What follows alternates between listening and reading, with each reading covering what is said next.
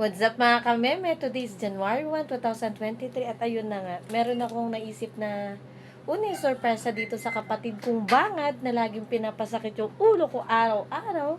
Kahit ganun naman mahal na mahal ko yan. At ngayon na nga, titignan natin kung ano bang magiging reaction niya kasi may ibibigay ako sa kanya. Ito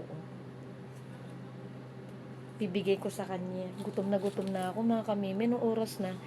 It's 8 p.m. Hindi pa kami kumakain ng lunch ni KB. At eto, paakyat na tayo. Tignan natin yung magiging reaction. Anong babay? Anong babay? Iwan mo ako? Sige na, akyat na malamig. Tayo'y kakain na.